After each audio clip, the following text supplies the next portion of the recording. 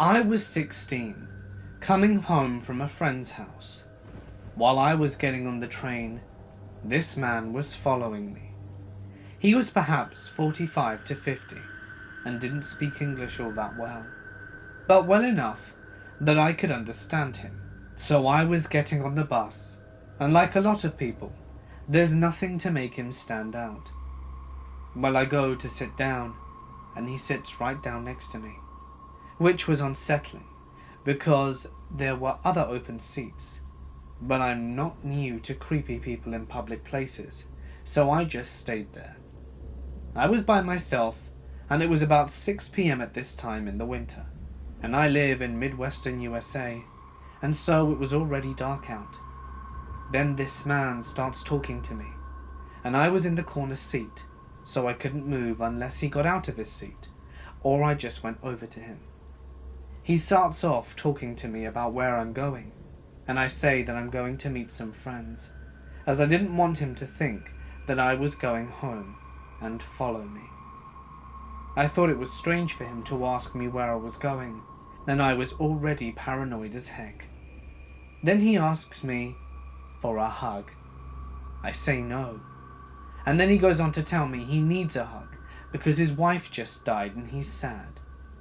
I started ignoring him at this point, and he goes on to say that his daughter also just died.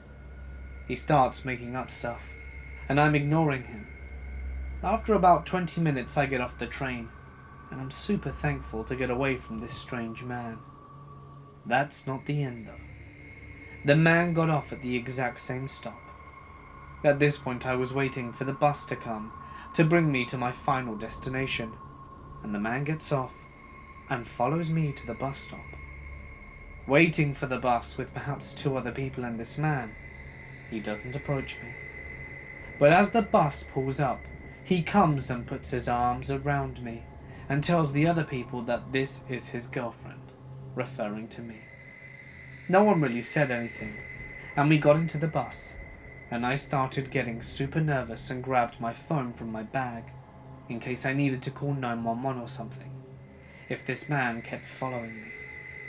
He again sits by me, but I don't sit where I'm trapped in this time. He starts saying he can walk me to my friends so that I can get there safely, and I respectfully decline. Then he says, I'm going to take you to your friends, so that he was verified that he was indeed going to follow me. Which sucks, because I wasn't actually meeting friends, I was going to my house. I start panicking, and want to call my mum to pick me up from the bus stop instead of walking there, and to my luck, my phone is dead. It's dark, I'm alone, my phone's dead, and some weird-ass dude is trying to follow me. He continues to talk to me, but I don't even know what it's about. And the bus was empty at this point besides just us and the driver, and one other guy.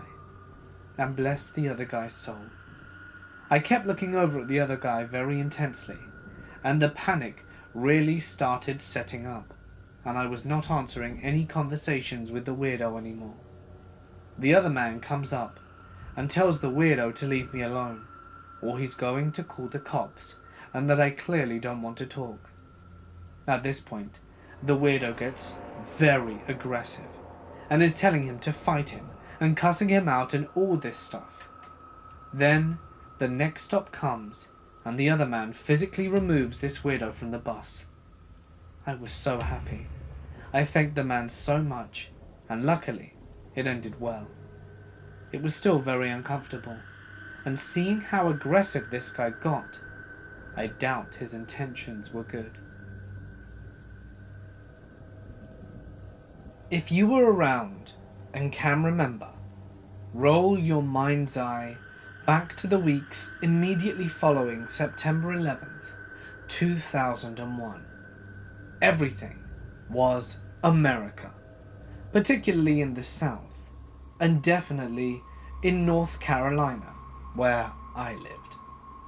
There are a large number of military installations there, including a very large army base about an hour from my hometown. Nearly every car had, at minimum, an American flag bumper sticker, and a frightening majority of people thought anyone who had skin darker than a potato chip was a terrorist.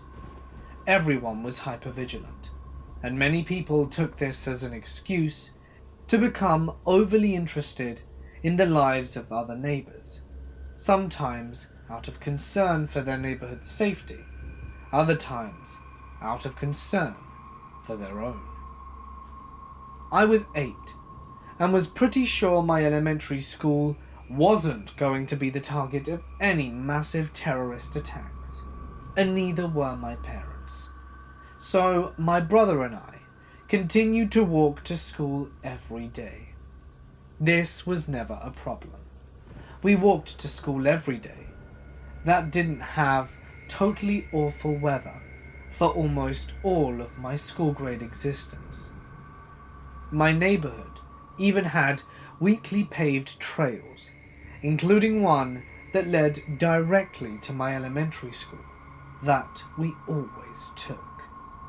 I can't remember if it was recent rain flooding the creek besides the trail, or just the climate in general making the bugs come out in full force. But that week, my brother had decided to take a different route and walk along the road. This plan went off without a hitch, until we were walking home one day, and a big black SUV with tinted windows and a giant American flag blocking the view of the back windshield and back seat slowed down to a crawl and then abruptly stopped in front of us and rolled down the window. A woman inside was blonde, maybe middle-aged, and wearing large sunglasses that obscured much of her face. "It's not safe for you kids to walk out here," she called for us. My brother responded with something to the effect of, "It's fine, we always walk home this way, and we don't live far." That was a mistake. She rolled up her window and drove a few feet away before screeching her tires to a halt and rapidly reversing back to us while rolling down her window. And she yelled, "You spit on my car? I know you did. You spit on my car, and you need to get in right now so that I can drive you home to your parents and you can apologize in front of them." I looked at my brother and we both shook our heads, and I called back, "I didn't spit at your car. Look at the side." And then she yelled again, "Get in my car right now so that I can take you home." I turned to my brother again, and without a word we took off running into the woods. My heart was thumping in my chest, and I never turned back, particularly after I heard the doors open and close. We just kept running. We switched back and forth through the streets and woods, taking several different paths, and finally ended up circling back around until we were home. We just sort of shrugged it off as, "Yeah, that was weird," until maybe 15 years later, when I told this story to a friend and their eyes grew wide. She was trying to kidnap you. It has haunted me ever since. I am in a D&D game with my friends. He had just moved and invited a lot of his old friends and his D&D party to his new house. He is 22, and most of us in the group are between 21 to 25, with only one 20-year-old. Well, our dungeon master is kind of well known in his college for being eccentric. So, when me and my boyfriend knew a girl that went to his college, whom was equally as eccentric but had a lot of things going wrong in her life, so we knew the dungeon master was cool with bringing more people in. The plan was to attempt to set up the two together, because they just seemed like they would get along, and were going to attempt to surprise our dungeon master by setting him up with a blind date at his own party. Me and my boyfriend were super excited, because he had recently broken up with a girl, and we honestly thought he had just been making her up before this incident. At the day of the party, we picked up the girl and we showed up there late because Courtney, the girl in question, needed to make sure she had everything before she left.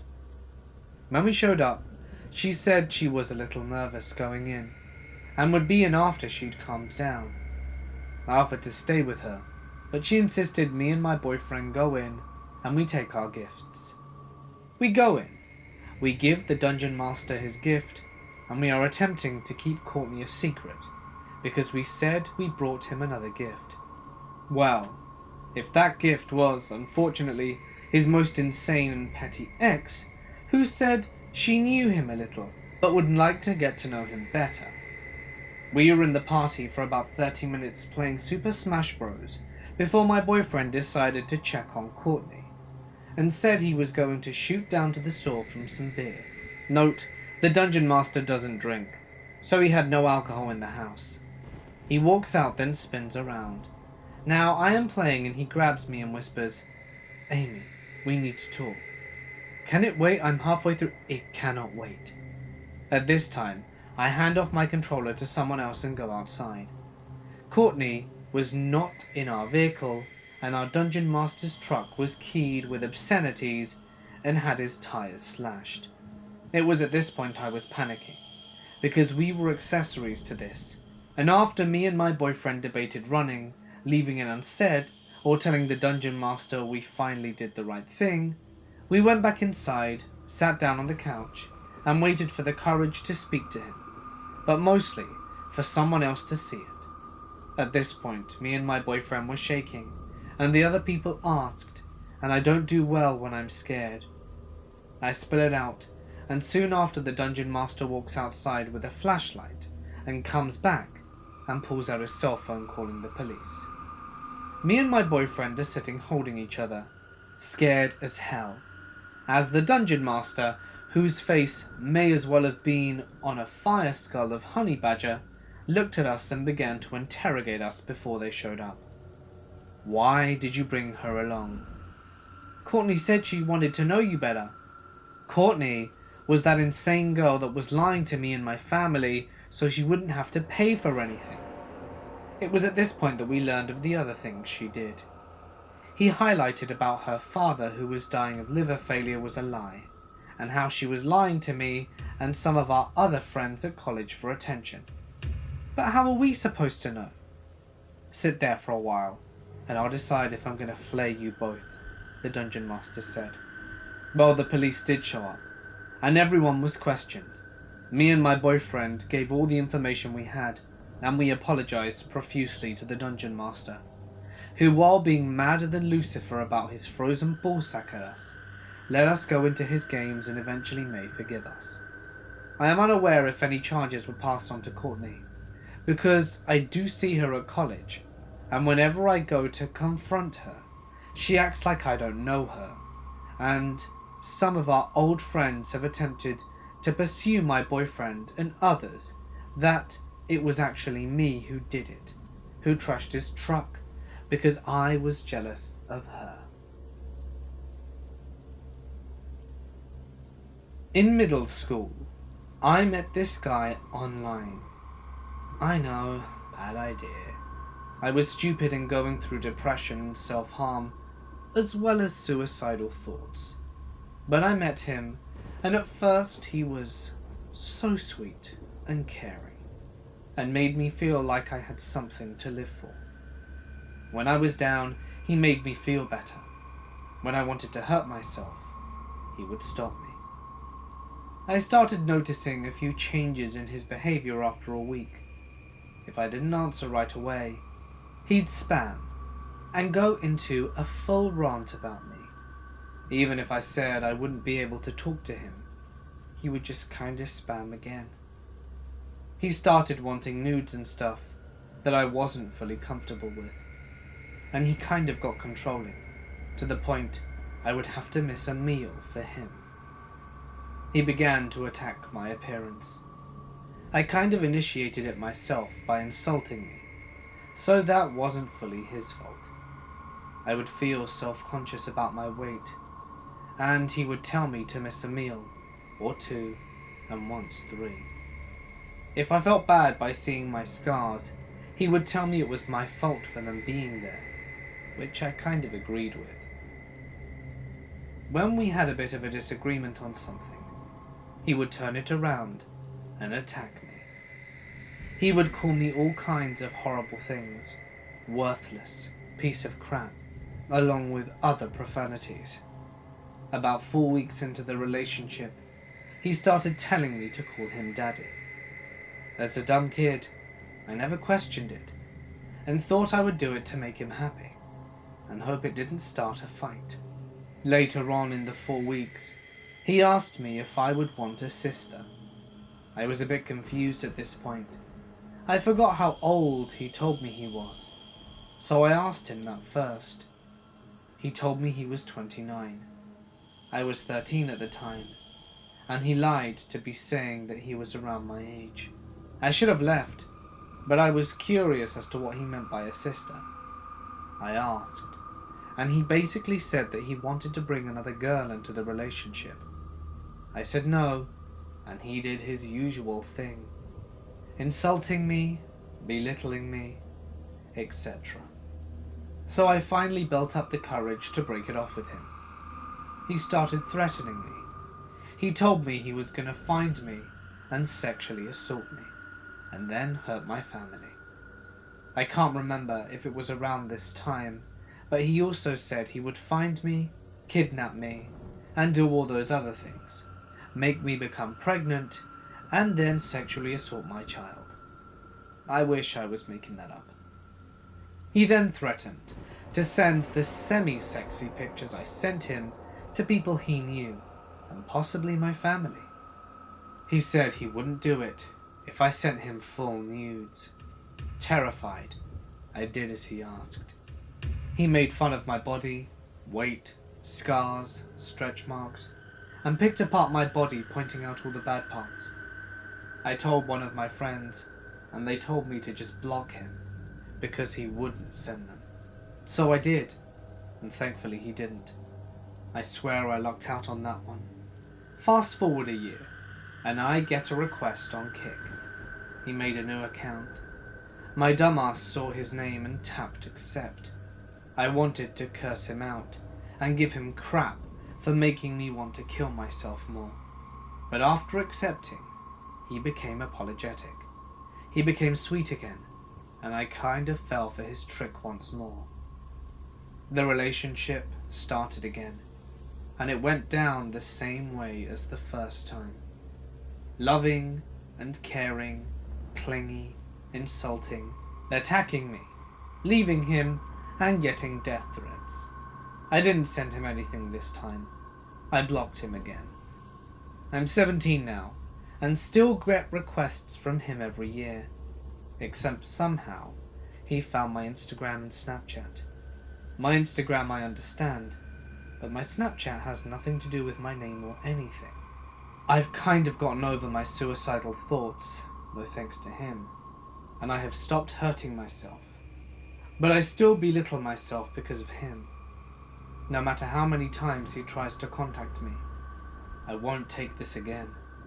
I grew a backbone, and I'm not afraid to fight back, if needed.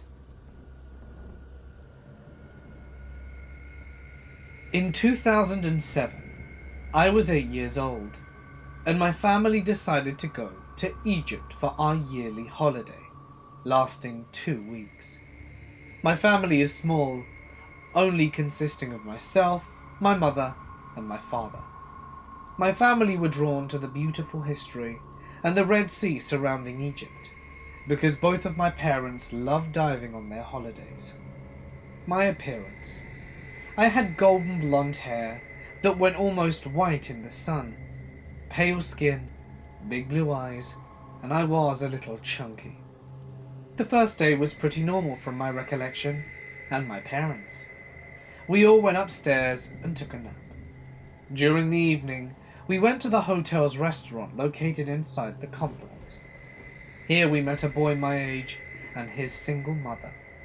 They'd been here a week.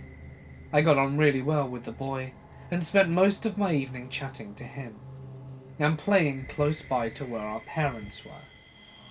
When it came time to leave, I remember hearing my parents talking about how they were concerned for a lady and her son, but they wouldn't tell me at the time. About a week and a half passed, and I'd made more friends at this hotel. I was a very sociable child and would make friends with almost anyone of that age. I remember myself and a group of other kids wanting to go for a swim in the other, bigger pool. We asked our parents, and they all said yes, and a few adults joined us by this other pool on the opposite side of the hotel. My parents didn't come, as there were kid club people watching over us, as well as the other adults. My parents weren't there, as they'd both gone on a diving trip a couple of hours ago, and I'd asked them to go into the pool. They were fine with me being there, as there were trusted adults supervising. My parents were not in any way bad for this, as in that kids club they would take you all over the hotel and on the beach during the day, and this wasn't any different. I remember needing the toilet, and I wasn't going to pee in the pool. I got up out of the steps, and for some reason instinctively looked to my right and saw a greasy, ugly man just standing there smirking with a grin on his face, which I recognize to this day as being a leering expression, holding his phone up right at me. I looked at him and noticed he was in a security guard uniform standing by the gates to the other half of the hotel. The toilets were just inside those gates.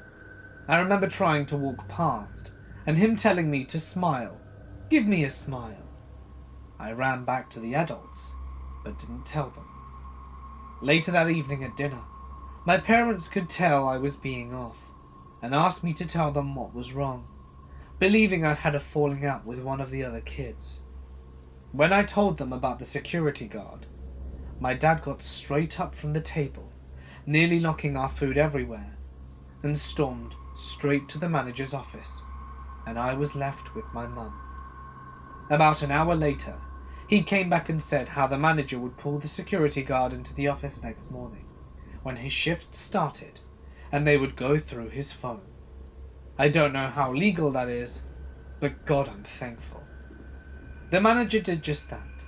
The security guard was taken in next morning, and there were so many pictures taken of me, from not just the day I caught him, but from the day I got there. Multiple pictures a day. From when I woke up to have a swim, to lunch, to when I was at dinner with my family, most of which I was soaking wet from the pool and in a bathing suit. Some of these images had been sent to men on his phone. The manager promptly fired him and tried his best to apologize by giving us a fruit basket. Yeah. And remember that woman and her son I heard my parents talking about? Well, she had been having similar issues, but instead of pictures, she had been getting calls on her hotel room phone from men saying how hot she was, and he knew which room she was in, and that he was going to sexually assault her. That's why my parents and I spent every day and evening with her and her son until they left for the airport. That man was arrested a couple of days after she reported it in the hotel, and he tried to attack her when he saw her. So any threat my parents thought was in that hotel was now gone. On this same holiday, my family went to a little knick-knack shop just outside the hotel for souvenirs. The shop owner tried to tickle me and put me on his lap, even after my mum told him to leave me alone and that we were leaving. He said, "Can I just have a kiss?" and touched his lips. I was hiding behind my mum at this point. She walked out with me, told my dad, who was outside having a cigarette, what happened, and let's just say we heard a few choice words from inside and the shop owner apologizing over and over. Creepy man, I hope you never get the chance to creep on another child again.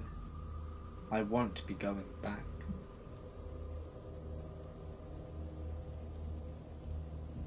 This story takes place when I was 17 years old. It was the summer between my junior and senior year of high school. I had just gotten my license and car, and finally gotten my first taste of adult freedom. So, naturally, I abused it. I would sneak out at night and go hang out with boys in the neighbouring town, and come back in the early hours of the morning. I felt pretty badass, to say the least. One night, I was driving home at around 2 a.m. To get back from my neighbouring town, you have to drive through our old military base.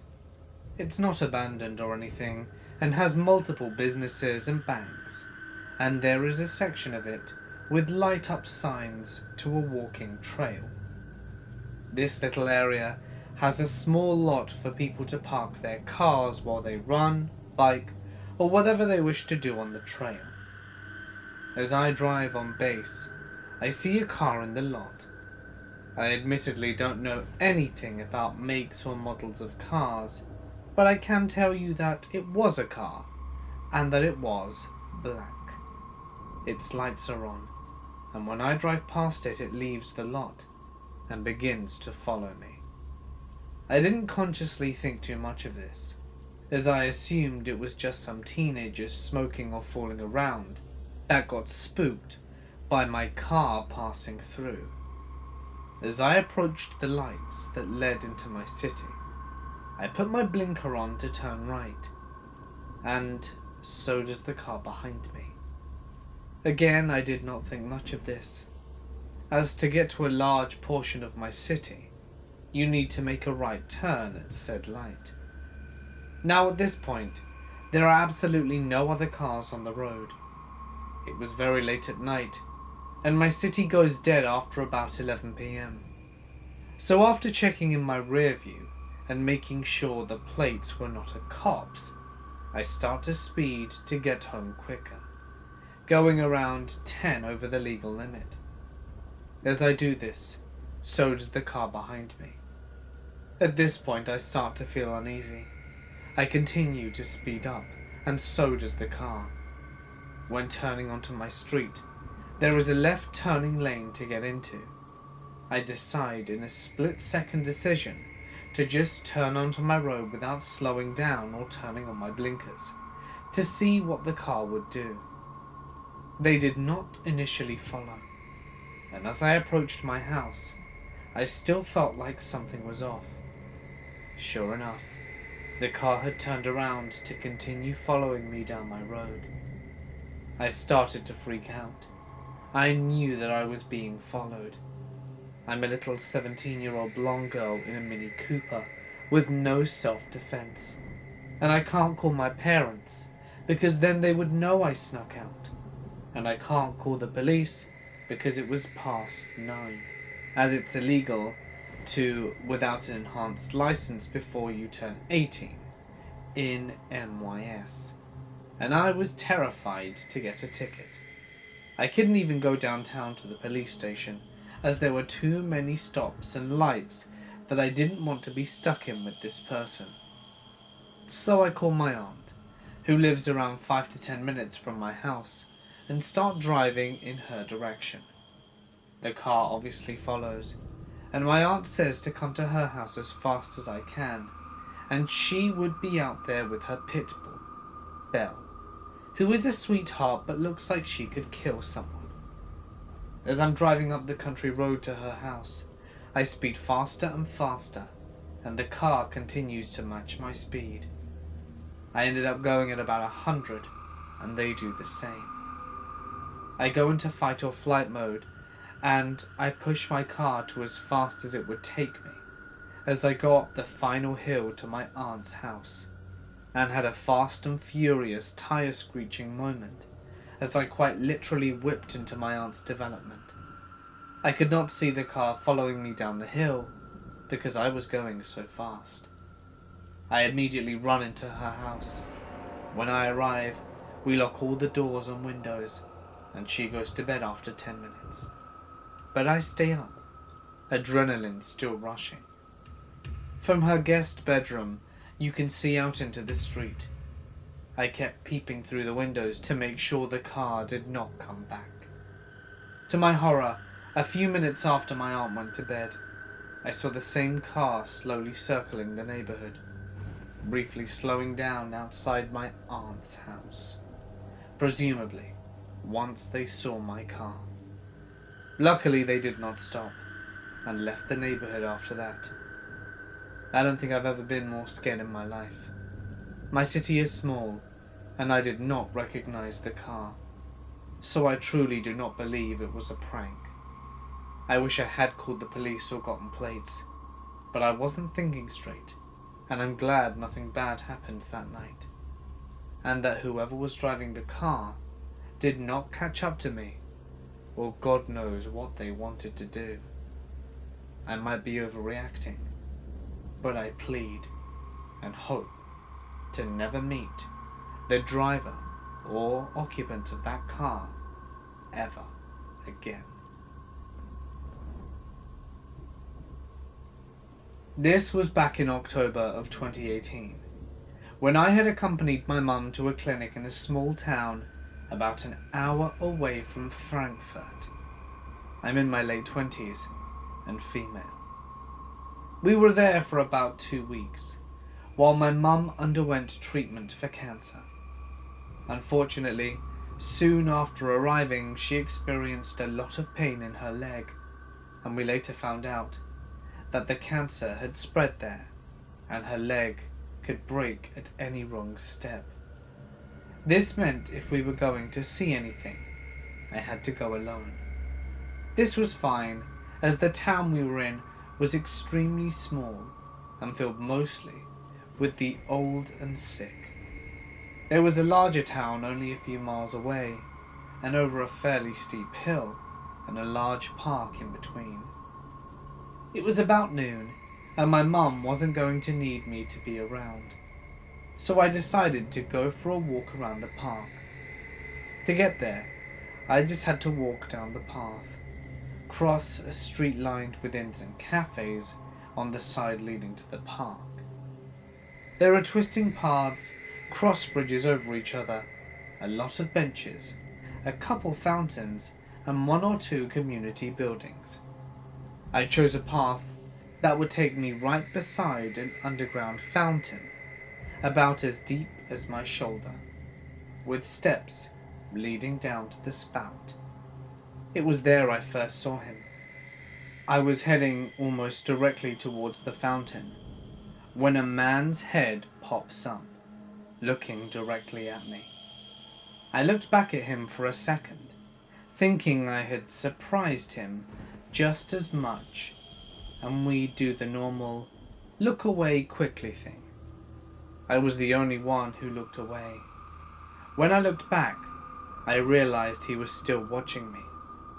Then I noticed he had one arm crossed over his chest and moving, as though he were touching himself. As soon as I realized this, I looked away and changed my direction in order to give him a wider berth. I was stunned and in disbelief that I convinced myself that whatever he was doing had nothing to do with me, and that as long as I kept walking, he would go back to being weird all by himself. I turned down a path that, for the immediate area, was wide open. I was still close to the cafes and inns, and the occasional other person also taking a midday walk. I was almost to an area that would take the path through patches of woods, which would also take me out of the public eye, when I looked back to see if the guy was still in the fountain, but he was gone. Surprised, I quickly did a circle and noticed he'd taken off, doing a wide loop that left a lot of opportunity for our paths to cross again if I didn't change direction. Once again, I couldn't believe it. I thought, it's the middle of the day. We're in a quiet but not unpopulated town about a mile away from a larger one. There's no one here but old and sick people. There's no way a predator would be here, now, and hunting me. But I still stopped and decided to change directions again. This time, my dumbass decided to take a tiny path that would lead me to the base of the hill that would go over the larger town and was heavily wooded. I get up to where the trees started and decide to look again. That's when I noticed that he'd also changed his direction and was practically jogging away from me. I looked back up the path and realized that continuing would leave me completely alone and vulnerable, and even though I didn't know where it led, I had a fairly good idea that the path the guy was jogging up would eventually connect to this path in the woods, because they all did. So I stood at the end of the path and waited until the guy was out of sight before I turned around and headed in the opposite direction, through the grass of a pretty wide open portion of the park. I got to where I was a safe distance away and pulled out my phone to start recording myself. I figured I would just make it look like I was video chatting with someone.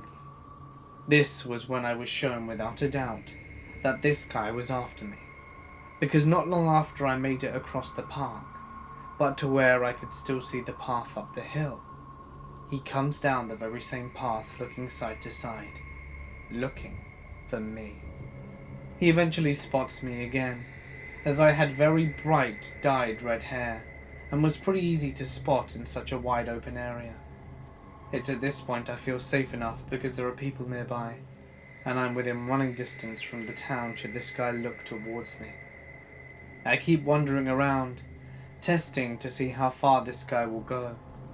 He keeps following me, trying to stay out of sight, because at one point I quickly turn around, suddenly, to watch him sprint back into the trees, until eventually I go up a hill that has zero cover for him to use, and I lose track of him.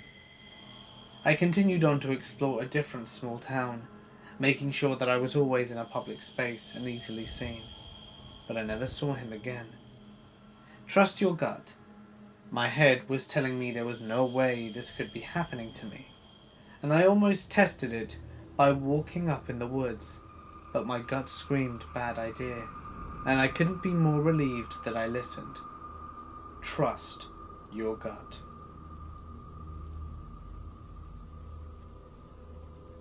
I was around 6 or 7 years old when this happened. I grew up in a small town where everyone knew everyone, as well as all of their business. It was historic and beautiful. Nothing bad ever seemed to happen, except for the rare death or murder. There were two that stand out in my memory, but that's a story for another day. My family lived on a main road running through town across the street from our local K-8 school, in a farmhouse with no farm and 4 acres.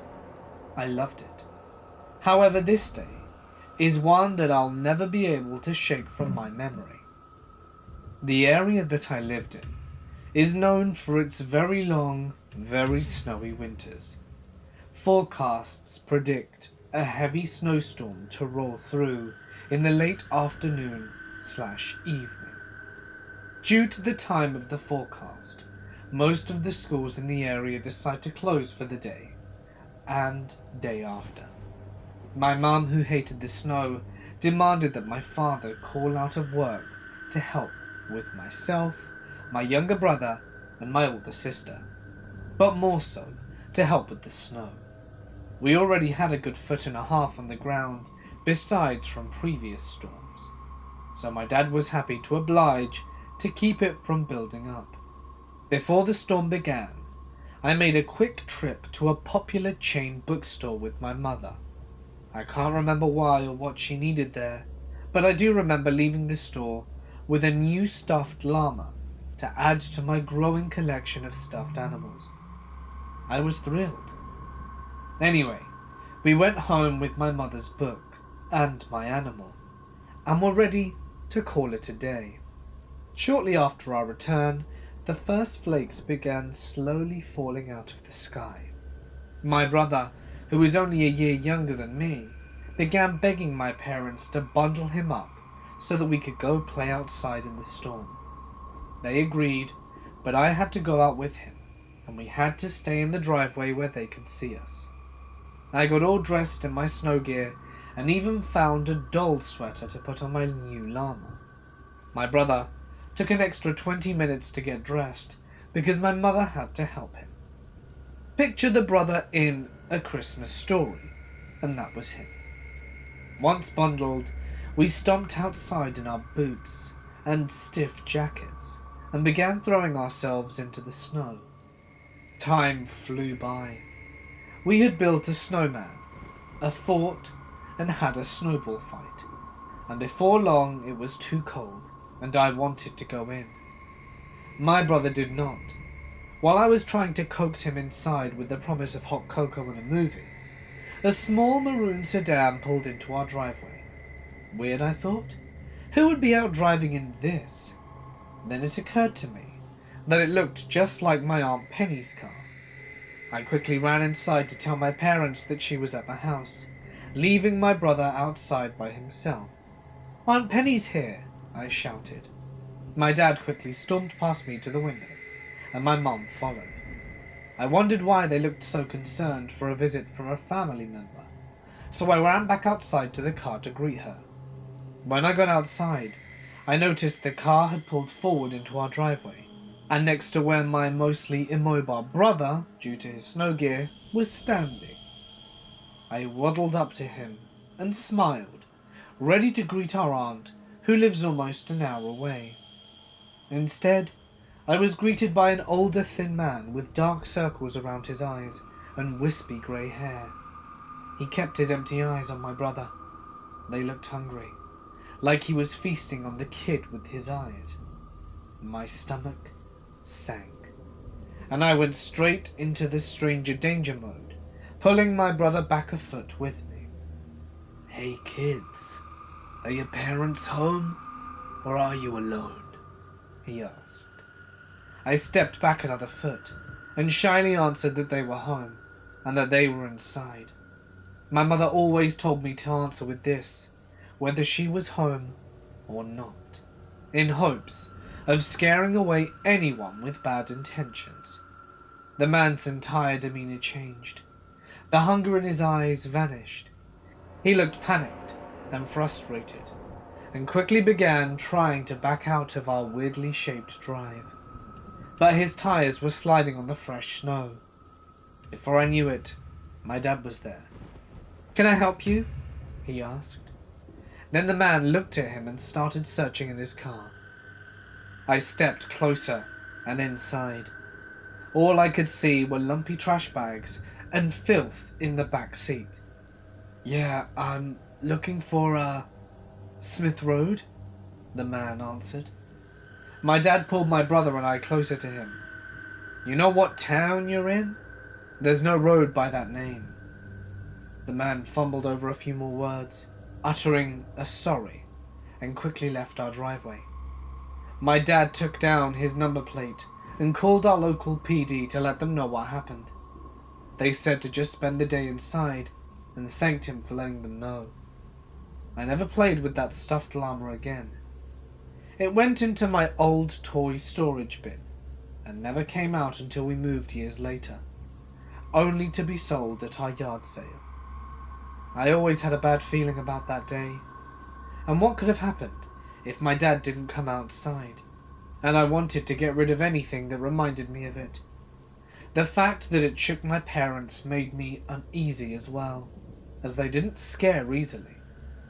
I don't know who the man was, or why he wanted to know if our parents were home, but my gut feeling at the time, and today, over 10 years later, was that he was looking for something more than the non-existent Smith Road. Back when I was 17, something really scary happened. I used to think I was overreacting, but looking back on it now, it was actually pretty terrifying. In the span of 1 week, I had 3 different instances where I believed I was being targeted for abductions, or something of the sort. It all started at the mall. My parents were out of town for a week, so I was hanging out with a friend.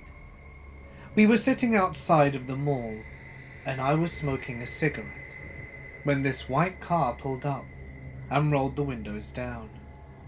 They seemed kind of sketch to begin with. There were 3 or 4 of them. I can't remember, but they all had sunglasses on and seemed to be in their early 30s or late 20s. They looked Latino. One of the guys asked me for a cigarette. I was always pretty generous with those, but I did hesitate a little when I walked up to the car. Something just seemed off about them.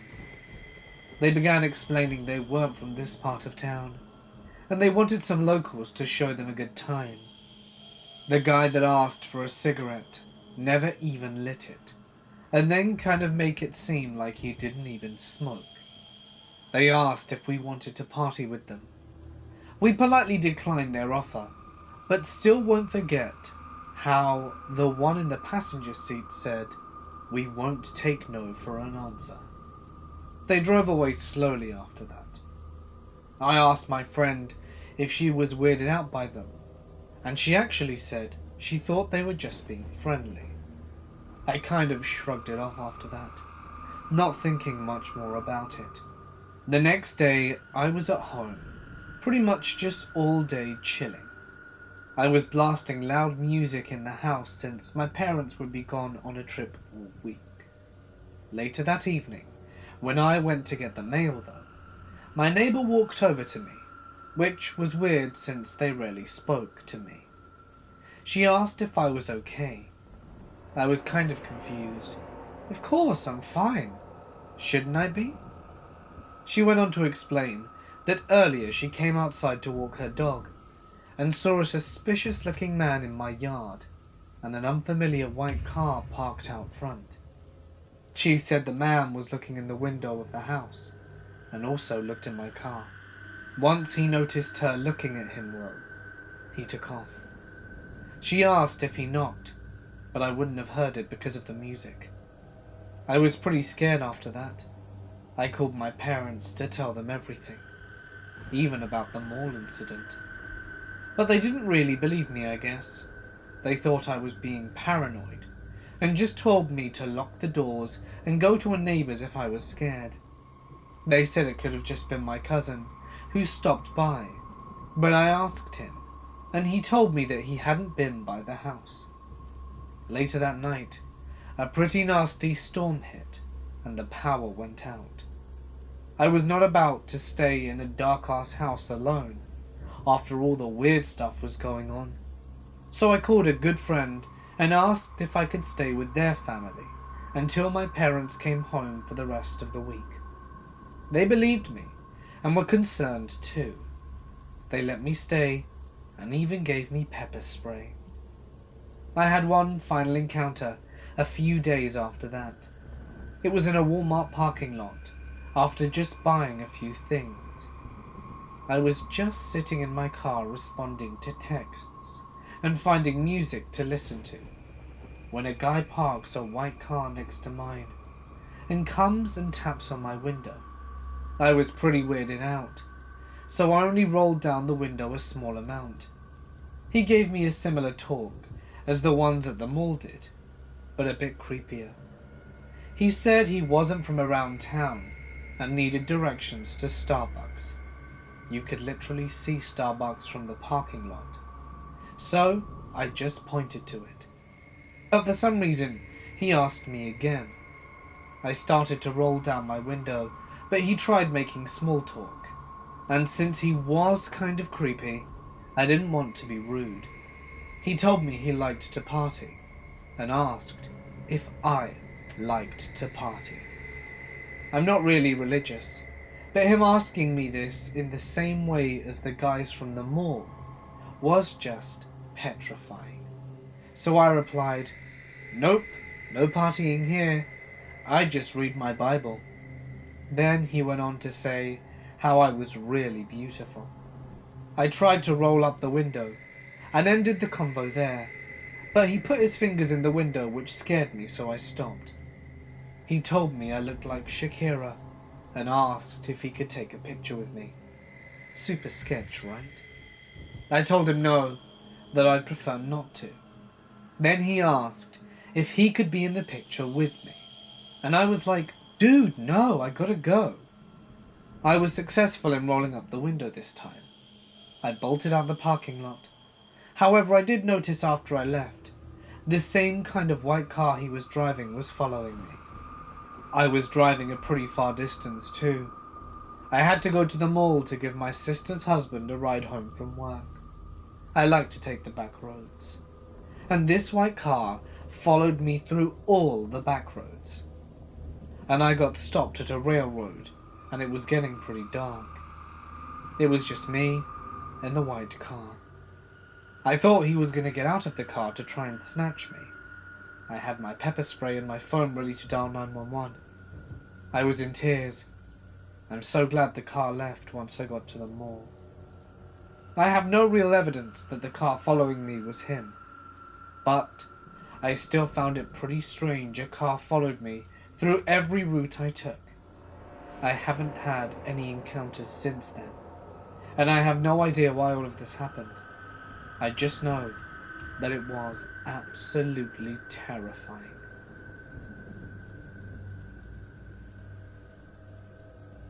So, this is a story of something that happened to me and some friends when I was in high school.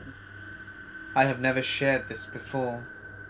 Since I've been thoroughly enjoying all the stories I've heard so far, I thought this would be the perfect place.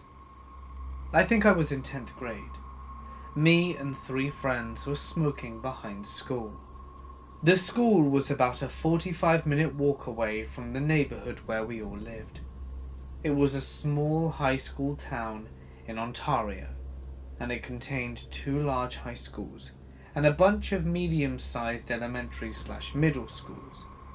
It's common knowledge that with every small town when you're young, the main problem is that there's nothing to do within it except party and run around the streets acting like idiots. And that's what we did most of the time. But I went through phases when I was 13 to 15 where I just went to parks and school with friends and smoked or drank. This particular night was just to smoke. In the middle of our session, a car pulled around back of the middle of the school that we were smoking at. A man got out of the car and began walking towards us. It was dark enough, and the car was far away enough that we couldn't make out faces. But as 14 to 15-year-old kids, we thought it was an adult coming to bust us for smoking. So naturally, we ran away through a field over a fence and up a small street with a few houses, and back onto the main road that would lead us home. This was the main road that ran into the middle of the entire town. As we were walking down the main road on the sidewalk, we passed by a convenience store on the right-hand side. This was at one point the only convenience store in town that sold cheap candy. Cheap, assorted, 5 cents per piece candy. We used to always come to this store as younger kids to buy it, so we were all very familiar with this part of town.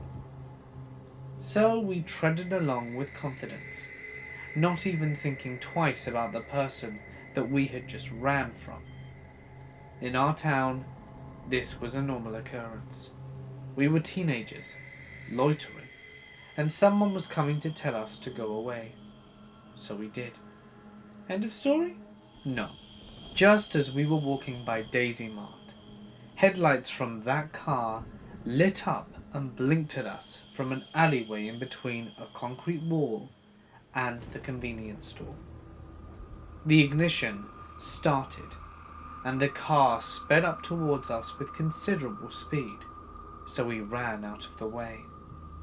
We looked back and realized it was the same car from the school. The car pulled out of the convenience store alley, but it turned the opposite direction of which we were walking. We thought it was just a creepy coincidence. But about 10 minutes later, the same car drove past us, and from tinted windows, we heard someone in the car say, "We're still coming for you." And it drove off past us, up the road, and out of sight. We were a little freaked out at this point, so we hurried along. The main road we were on eventually turned into a pretty sizable bridge, which loomed over a small river and pretty large forested area. On occasion, in the local news, you'd hear about children getting lost in the forested area, so it wasn't small by any means. So we all agreed to head under the bridge and take refuge to throw the guys who were trying to follow us off our tail. So we hung out under the bridge, probably for about 30 minutes, talking, smoking, and mildly shaken up, but pretty much laughing it off. This was creepy to us, but nothing to be alarmed about. As mentioned, we were kids in a small town. We were used to getting up to no good and having to run from the authorities. This was just another day. Our confidence was overinflated, and we never got caught. We lived in an area with so many small connecting streets and parks. Running and hiding after creating mischief was something that came second nature. We confidently headed back up the bridge to continue our walk home after the mentioned time. Now I'll explain this bridge. It was a long bridge, 4 lanes, 2 going in either direction. No room for a car to stop and wait. No designated parking lanes. It was somewhat of a mini highway. The bridge is also steep, so the middle of the bridge, which was also the area with the footpath that led to the forest, was the lowest point.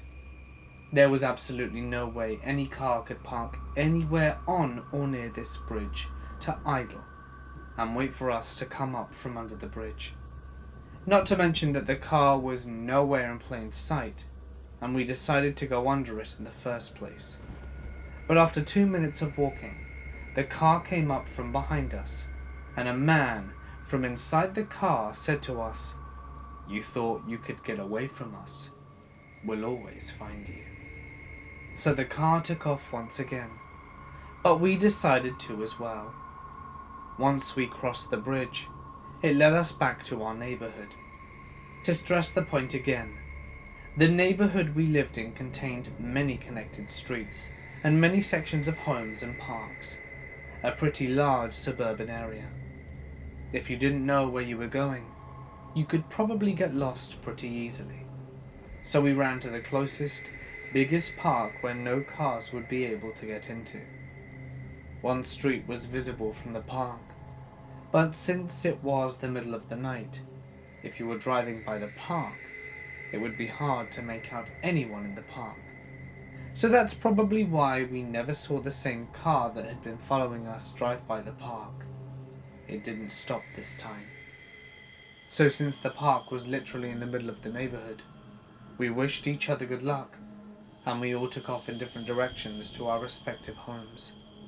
We each only lived 2 minutes away at this point, and we all made it home safely. Last fall, I met a girl on Tinder. I thought it was too good to be true. She was beautiful, gave me her Snapchat, and I didn't realize to what extent she had problems until much later. As I don't have a car, I mostly walk to campus from my classes from my apartment about a 10-minute walk away. I enjoy it. I like to get my steps in. And this girl decides to basically move in with me for 2 or 3 days a week at a time. My roommate didn't even mind at first, but as her true colours are shown over the next couple of weeks, it's clear she has issues beyond being a bratty 19-year-old drug dealer. She begins to be rude to everyone, and I mean everyone, as long as she was sure she was out of earshot. She insults my siblings for being non-binary. She insults and makes fun of elements of my family, despite my personal feelings. Every time she would visit me, it became clear I was only good for two things: sex and potential buyers. With the exception of alcohol and marijuana, I've been clean for years now, and I'm quite proud of that. She would call me late at night to complain about personal issues that she clearly could have prevented. If she had been more careful, or even remotely cared about her family, or was not perpetually high. She takes bong rips while driving, claiming it will make her drive better. She drives terribly to begin with, by the way, even calling me after T-boning someone in a parking lot and failing to exchange insurance information with someone in a previous fender bender. Not even telling her parents or family after it, pretending her insurance issues were taken care of and lying to her family once they got a whiff of her situation. She would also frequently mention her ex and detail entire evenings while checking social media to check up on him, while she was with me. Once this guy got a new girlfriend, she started messaging and threatening her, so far as her mother had to get involved, and to this day, I'm still unsure whether she has a restraining order against her now, and eventually told me about it. I couldn't joke with her. We came from two different worlds. I'm 24 and come from academia, with my family being writers, scientists, and lawyers. She's 19 and, well, a drug dealer who lives with her grandma simply because she refuses to find common ground with her mother, who, as far as I can tell, simply didn't want her selling drugs in the first place, and simply wouldn't put up with her defiant attitude. She is incapable of listening and unable to accept or even hear the lightest of criticisms. Disclaimer: her dad is legitimately a terrible person. Since November, I don't think I've had a conversation with her, in person or otherwise, that wasn't completely one-sided. While she'd rant on about something trivial that could have been solved with a few words of civility and compromise, it would take her hours or even days for her to register that I was upset or not feeling well. It came to a point where I was either too uncomfortable to open up to her, or even too scared, as on occasion she'd let me know when I wasn't behaving manly enough, such as when I'd used my satchel instead of a regular book bag, when I was getting ready for school, or my love of musical theatre, show tunes, and what you have. Thusly, low-key projecting a level of toxic masculinity. I am a straight guy, comfortable with his own masculinity. I have nothing to prove, nor do I have anything to hide. She would go out of her way to make me feel horrible about anything in my life she didn't like, such as when my kitchen needed a sweep, or if I was behind on my dishes, on a weekday after class. Everyday people issues, even going as far as to take tweezers to my eyebrows without my consent, as I didn't look right. Getting closer to the present, she constantly berates me for not having a car. I pay rent, got to go to college full time, pay bills and whatnot, and I couldn't afford one. And I'm okay with that. I worked hard in my academic life, as well as work on my mental health, to be in a place where I'm doing better than I was, say, a few years ago. But apparently, what little I have and what little I've gained is subject to ridicule, and I have no say in the matter.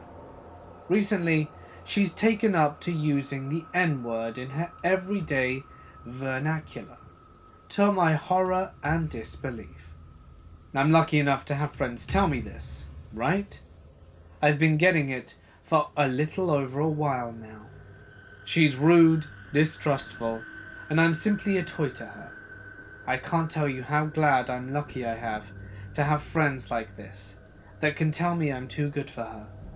One friend in particular has been telling me to leave her since October. I should have listened. I'm a 24-year-old undergrad far from home. I was just lonely, I suppose. Despite my loneliness, though, I do have boundaries. I once got yelled at for breaking a Snapchat streak, and multiple times for leaving her message on read for more than half an hour, due to school or a commitment of some kind, or even something that demanded my focus, and even in one case, leaving my computer on while I was out with my Facebook tab open. Anyway, cut to Monday morning. My roommate is out, I'm alone, and I had been ignoring her for 3 days. Her last message to being the effect of she wants her stuff. So here I am pretending not to be home on a Sunday. I left her stuff in a box outside my door and the lights were off. I'm staying away from my windows despite being on the second floor. Again, history of mental instability and prone to violence. Relying on natural light and turning off my thermostat to pretend I'm not here. And I type this to pass the time. Every little sound that isn't a tick from the clock is met with a mild jump. She could even have come by already and taken it. I don't know. I haven't checked. I probably won't until tonight. Until then, I'm going to shudder in the cold while I jump at every noise, because she is violent and crazy, and I have no desire for a confrontation of any kind. A few years ago, my best friend convinced me into getting a Tinder account. I had been single for about 1.5 years, after finally getting out of a 3-year abusive relationship. But that's a whole story for another time. So I thought, why not? I'll make an account, and if I don't like it, I'll delete it. What harm could it do? Little did I know. I was blown away with how many guys messaged me. I think we have a hard time admitting that it's a bit of a confidence booster. Anyway, I had been talking to this one guy that I found very attractive, and we seemed to have a lot in common. So, I finally agreed to meeting up with him, but only if it was in public. So after a little bit of back and forth, we agreed on him coming to my work during my lunch, and to just hang out for a little bit. I was working at a grocery store in the deli, so I went back to taking orders and helping customers. When about 45 minutes later, I noticed this man staring at me.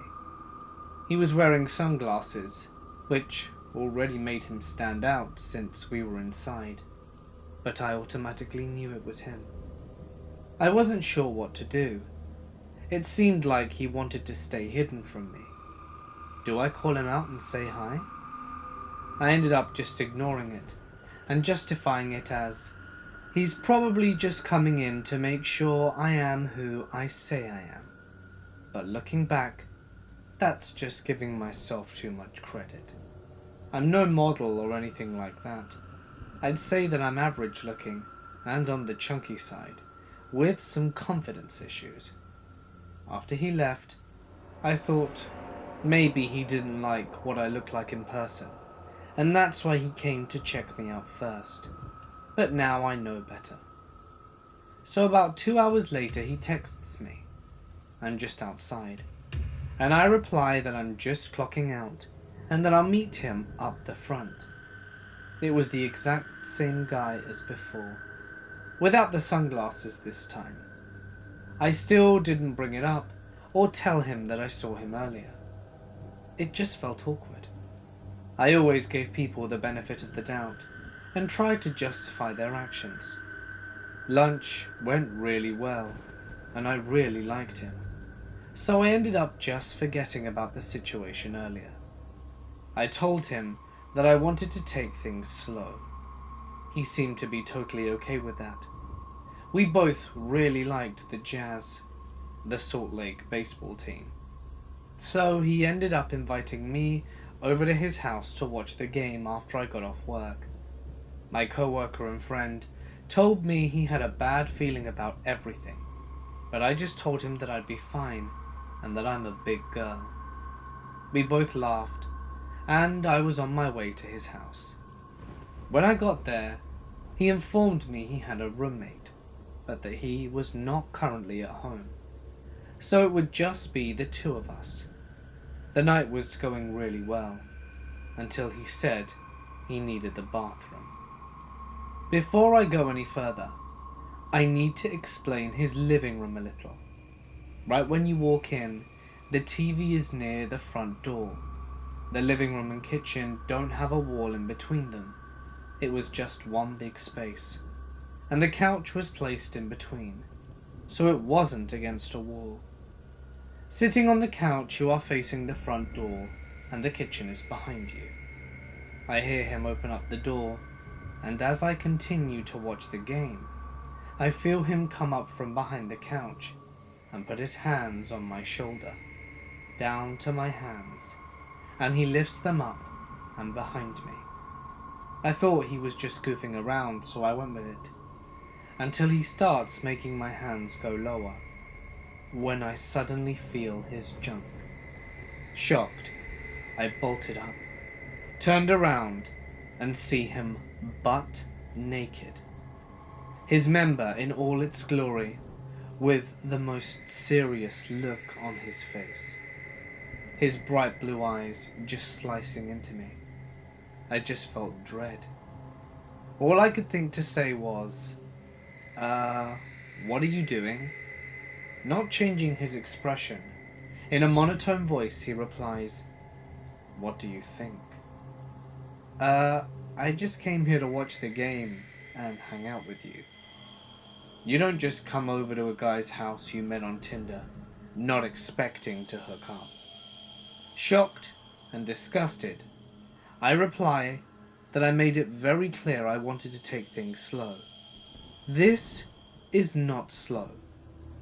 Fuming mad, he walked around the couch and started yelling at me, calling me a tease. And at that point, I just wanted to get out. So I grabbed my purse from beside the couch and started to walk towards the door.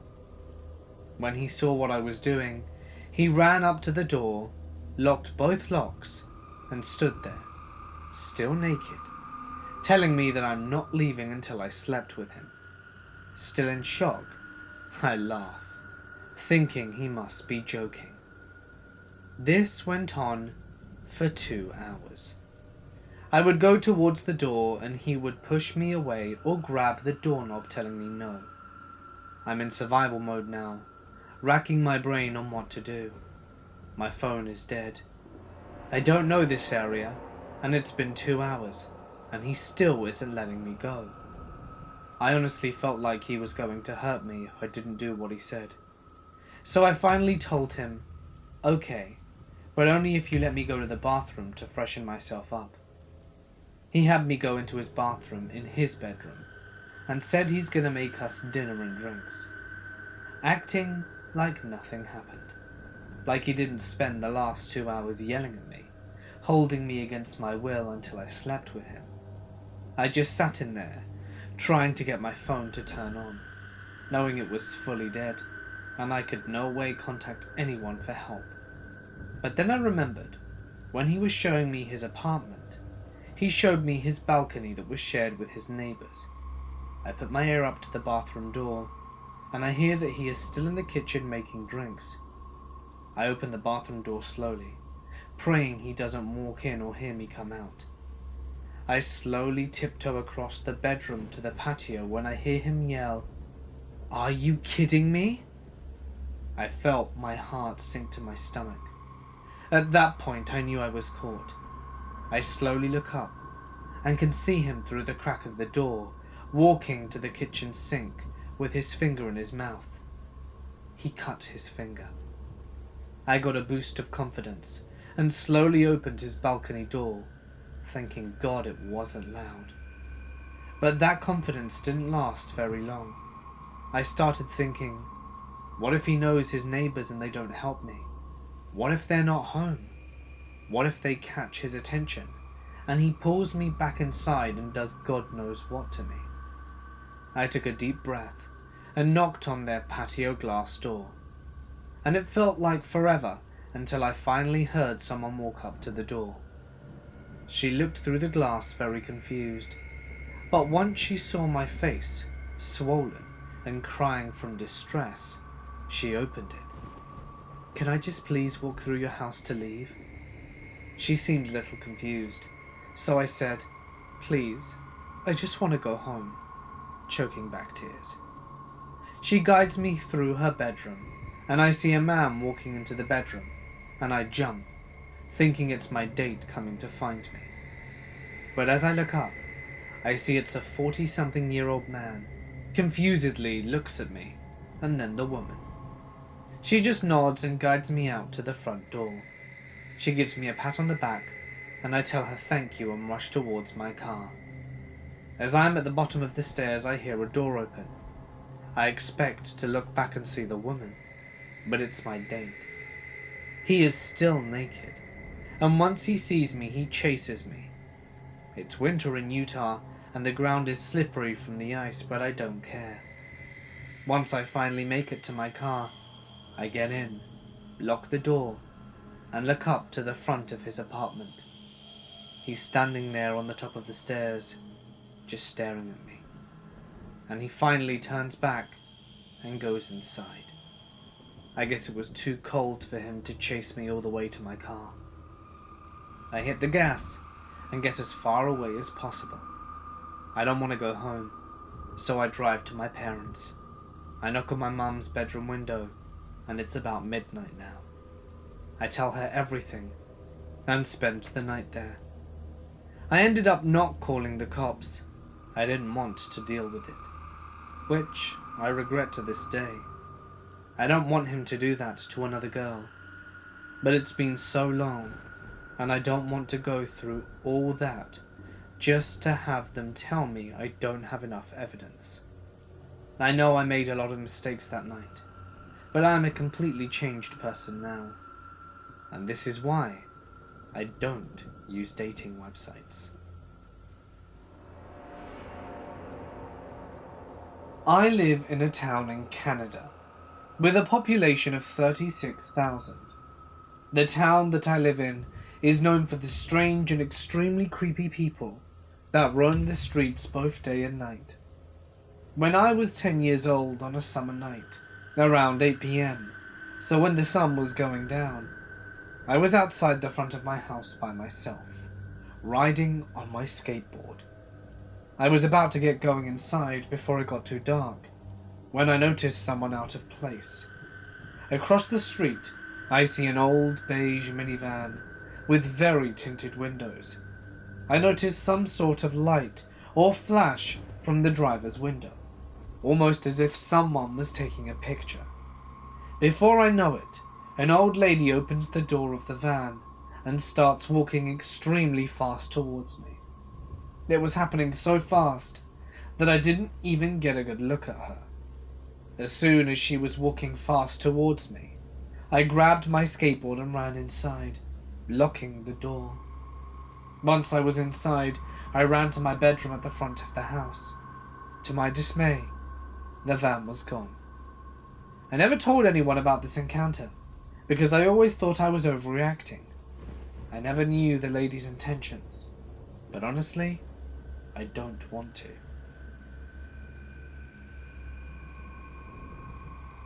One of my ex-boyfriends was/is a bit of a psychopath. At one point he threatened to rip my throat out with his teeth that he had in fact sharpened if I didn't let him do me. I really didn't want to, so I did something else instead. 2 days later I found a text message saying he'd dumped me and that I should kill myself. For the best part of 2 years, I found myself stalked by this ginger lunatic, in person, online, at school, and then at college. Know what his reason was in the end? Because I hurt his feelings. In the past, when he first asked me out, and I didn't feel comfortable with it, he'd only stopped stalking me when I got the police involved, or at least he toned down to a point where he wasn't being obvious about it. I found out he'd been harassing one of my friends, saying I'd ruin his life if he stayed a friend with me. The guy told me. Now I have a new boyfriend who knows of my ex. He's normally lovey and cuddly, but he gets very defensive of me when this topic is brought up. He's not the strongest lad I've ever known, but I think protecting the one you love can do some powerful things. I don't know if my stalker is still stalking, but I feel much less alone than I did before my new boyfriend. He is so comforting with it. Years and years ago, before I met my husband, some guy added me on Facebook. He seemed legit and offered to take me out. We went out on a few dates, seemed completely normal, and he said he had a daughter that was the same age as my son, and his ex wouldn't let him see her.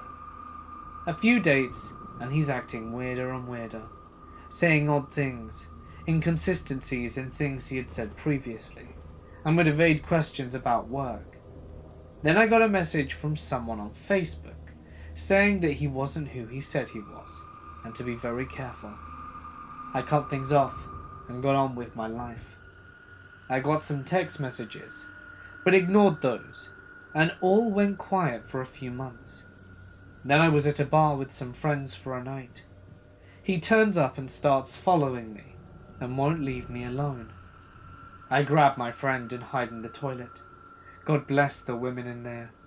They've got security for me, and they threw the guy out. I go home in a taxi and fall asleep, waking up to a bang on my door at 3 a.m. Checking my phone, I have hundreds of missed calls and texts from said guy.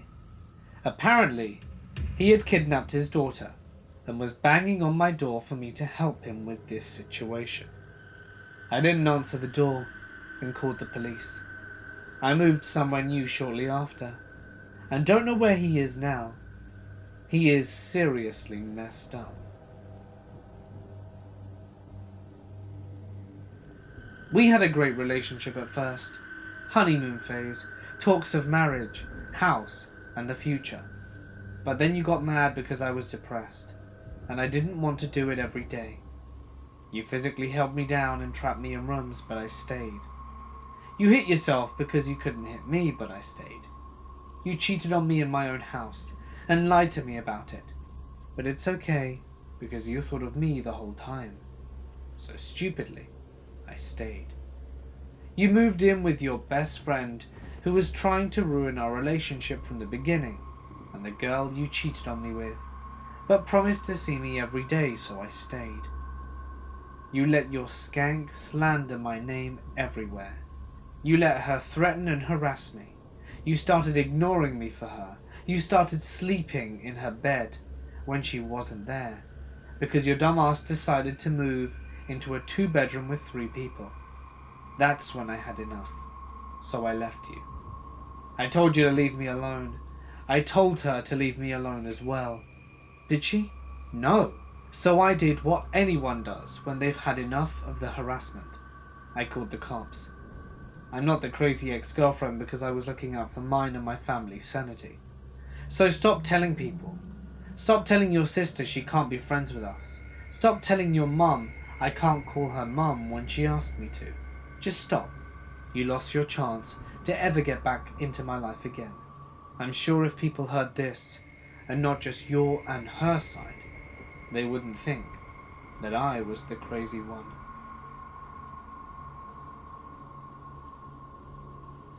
I dated this guy for maybe a month, maybe a little more.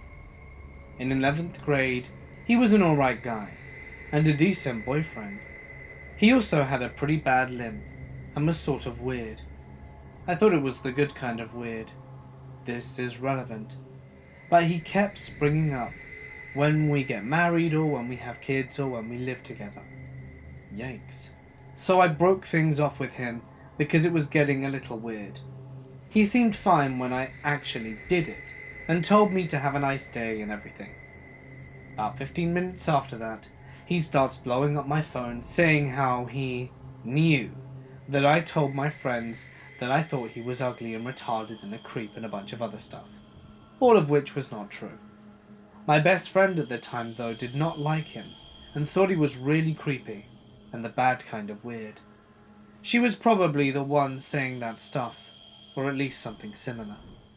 He didn't believe me when I said that I'd never said any of that, and he tried spreading rumors about the school about me.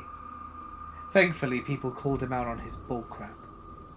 I smoked in high school, and still do, and there was this area behind the gym where everyone would smoke. He would always be there, even though he did not, claiming that he was there in case anyone needed a spare lighter, since he always had 4 in his bag for some reason. He would just keep staring at me, trying to talk to me, but I didn't want to have anything to do with him. So I would always bring a friend. It was like that until the end of 11th grade. I was 14 years old at the time. It was a Saturday afternoon, and I was in a bus coming home, as I spent the morning running with friends in the park. So I was on the bus, listening to music, and looking outside through the window, when I just checked the inside of the bus to see how many stops I had left. As I scanned the bus, I eye contact with a guy who's about 23 to 25. I immediately looked at the window again, and I just felt him staring at me. Every time I checked, he was looking at me. I was very uncomfortable, and it was like that for 30 minutes. The bus finally arrived at my stop, and prayed with all my heart that he didn't go down now. At the bus stop, I saw him get up about 20 seconds after me, so I started walking faster. But he followed me and started talking to me. "Hi, how are you? You're beautiful." I began to walk faster. "How old are you? You're pretty." I whisper, 14. He tried to talk to me. We walked by a group of people who stopped to talk about whatever they promote or defend. A woman came to talk to me and started explaining her thing. The guy backed up a little, and after 30 seconds he tried to speak to me again, and I told him, "I'm already talking to someone." He backed up and waited. At this point the girl asked me if I knew the guy. I was shaking and said no, and that he had been following me since the bus. He called one of her colleagues, and her colleague, bless her, started screaming and shaming him for harassing a 14-year-old girl. As she yelled at him, I thanked the other girl and started running to my home. I ran for 20 minutes. I had tears, and when I finally arrived at my apartment and closed the door, I was shaking and crying. But I was very glad those girls were there, and that I was finally safe.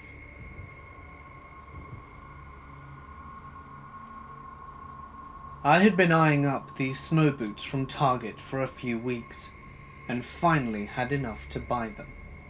I got them, and then went over to my friend's house with them to show her. She lives directly across the street from me, so it's maybe a 30-second walk door to door. I hung out over there for a while, and then at around 10:30 decided to go home, since I had to take the bus to class very early next morning. It was trash night, so I went inside, grabbed a full bag and went out to the garage door and took it out to the curb. I heard some crunching in the leaves in my yard, but it was dark, and I just figured it was an animal. I went back in for the recycling bin, and when I put it at the curb, a man approached me. He asked for directions to a nearby street, so I told him. He then leaned in and whispered in my ear, "I'm going to do things to you." It was very clear he had sexual assault on his mind. I took off running towards the house, tripped on my snow boots, and fell into the garage. He was behind me, but I got inside and locked the interior garage door before he got to me. I heard him messing around in the garage. I ran upstairs and told my mum what happened. We called 911, and I spoke to the dispatcher, while my mum found something that could be used as a weapon and went to see if he was still in there. He wasn't, so she closed the garage door and we waited for the police. The officers drove around looking for him for a bit. Then they came to my house to talk to me. They didn't find him. About a week later, I was on the bus and saw him. He looked right at me, but the way he acted was like he didn't recognize me. I called my friend to come and meet me at the bus stop by the house, and we walked back to her house and called the police again. They came out, but still didn't find him. Probably one of the scariest times of my life. Oh, and I ended up throwing the snow boots away. I just couldn't wear them after that.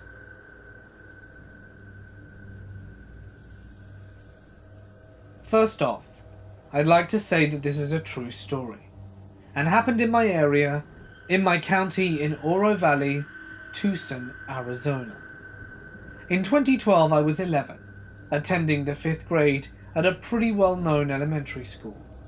I wake up and vividly remember my parents watching the news and discussing what was being broadcast in hushed voices. It's important to note that my parents never watched the news, so this must have been pretty serious. I was pretty curious and poked my head out of the hallway to see the TV, and the local news was reporting the kidnap of a local 6-year-old girl, Isabel Mercedes Celis. I stood in shock and disbelief. Oro Valley wasn't known for crime at all. Sure, maybe the occasional DUI, but that was really serious. Isabel was abducted in her bedroom at night. The only way her parents found out was when her dad went to wake her up. The whole city and state addressed this right away by searching, but not a whole lot came up. I remember hearing that a message was written on Isabel's closet that wasn't there before, but the police never disclosed what was written. So 5 years go by, and I'm in my sophomore year in high school. Me and my friends are all sitting on the table in the library before school started, and then I get a notification on my news app on my phone. What I saw gave me a mixture of disbelief, sadness, and anger. Isabel's remains were found. Whoever did this got away clean with abduction and now murder. I felt so terrible for her parents. It must be impossible to feel their pain. But what hurt me was that this girl was someone that went to the same school as me. It could have been anyone that was abducted. One thing that creeped me out the most, though, was the message written inside her closet. Was the abductor writing a final note for her parents as a sick message? Was he staying in the closet at night while she slept? Why won't the authority disclose the messages written in the closet? Is there more to this case? I have no clue. But my heart goes out to Isabel's family. I don't remember how old I was at the time. I want to say I was between 11 and 12. This was back in the late 80s, when children could leave their house for the entire day and parents would not be worried where their children went. Anyway, I remember I was in my front yard. I don't know why, but I was spraying some beetles that were on a plant that was pretty close to the road. All I know is that my mother had told me that that type of beetle was the kind that ate plants, and were quite pests, since they would go after her garden plants. So I guess I wanted to exterminate them myself. Now, the road we lived on was a back road that wasn't very busy. Across the road from my house were many acres of state forest woods. Our house had 6 acres of woods behind it. We were about 3 miles from anything really. Had a few houses on the road, but I'm just rambling. So anyway, I was spraying these beetles and the car had gone by. I paid no attention to it at the time, but I've always been quite observant, and I mentally made a note of things. About 2 minutes later, I noticed the same car had driven by in the opposite direction. I noticed that there were 3 guys in the car. They may have been in their 30s. I noted that they looked Hispanic. Not that race matters, but I state this only to show that though they weren't creeping along, they were going quite slow. Slow enough for me to be able to see the car clearly. Each time they drove by, I noted that all 3 were staring at me. They had all driven by 2 more times, and I started to feel a little creeped out. So after they passed by the 4th time, I decided to just go inside my house. I believe I saw them drive by one more time shortly after I went into my house. I wasn't sure if they had plans on grabbing me or not. I didn't think that could be their intention, seeing how I've never been a pretty girl. I was always on the heavier side, and wasn't really much to look at least, not in my opinion. So yeah, that memory sometimes pops up in my head now and then. As an adult looking back, I feel like I dodged a bullet, nearly being snatched from my own front yard as a child. This all happened about 4 years ago. I had been to a party, and it ended past midnight, and my mother was out of town, so she couldn't come and collect me. I was home alone. So I walked home with a female friend, and it wasn't a dangerous place, so we weren't afraid. We were talking and laughing, of course not very loudly, but we weren't drunk or anything. Then we turned a corner and saw a woman, mid-height, who was covering almost all her body except for her eyes. We didn't pay a lot of attention to her, because we didn't want to provoke her or anything. About 15 minutes pass, and I felt something odd. So we turn around, and I saw the same woman trying to hide in a wall. It didn't work out well for her because I could recognize her almost immediately. I messaged my friend about it, so the woman didn't notice I'd seen her. We started to panic a little, and we accelerated our pace. My friend and I were supposed to stay at my house for a sleepover, and after 20 minutes, when we arrived at my house, and as I was trying to open the door, my friend screamed really loudly, "There she is!" and she pushed me to get into the house. We were really, really afraid, so we dialed 911. I went to drink some water, and I heard someone who was trying to break into the house by the window at the kitchen. You couldn't have opened the window easily, but somehow she did. I told my friend to go to my room and contact the police from there. I grabbed a knife and hid behind the door of the kitchen. I saw her entering my house, and I wanted to throw up because I was really nervous and sweating.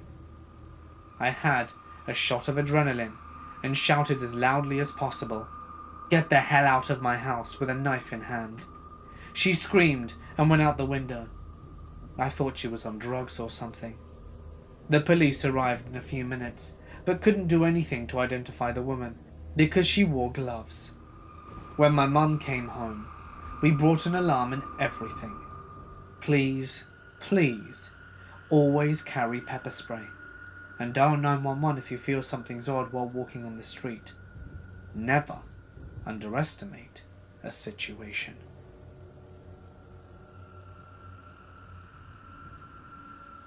This story takes place about a week ago, on a dark night at around 6 p.m, with me and my brother, Ian. We were walking to Ian's place of work through a semi-secluded back road. We were walking, and out of the corner of my eye, I noticed a large, white, stereotypical creeper van, so didn't think much of it at first. As we were walking, the van followed us for the first mile of our 5-mile walk. I still wasn't thinking much of it until the guy pulled up. It was a guy who was well known around the town for being kind of a pedo. He, allegedly, invited some kids into his house on the first day he moved in. Luckily, their parents found out before he did anything. The guy kind of matched our pace, and I started to get kind of worried. I looked over at my brother, who was on my left, and he looked like he was also getting quite worried, as the wide side door of the car was right next to us. Suddenly he slowed down and rolled down the driver window, and asked us in a voice that sounded like it had been smoking Jamaica's finest for the last 20 years, "Hey, you want a ride?" We politely declined, hoping that would be the end. He asked once more this time, bit more aggressively though. I'm just saying, hop in and I'll take you wherever, free of charge. There was no chance in hell that I was getting in this van. I declined again, and my brother and I started to walk faster, my brother catching up to me. The van sped up and matched us, and he said one last time, "Come on, just get in. You'll be fine."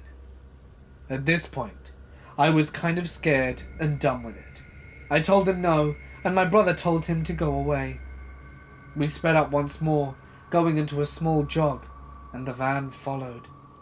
This continued until we were in a full sprint, trying to get away from the large white van following us, and I was panicking.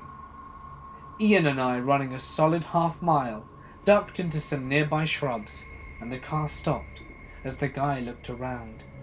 Fortunately, he didn't see us, and he sped away. My brother and I ran home and told our parents, who were equally as concerned. But that is where the story ends.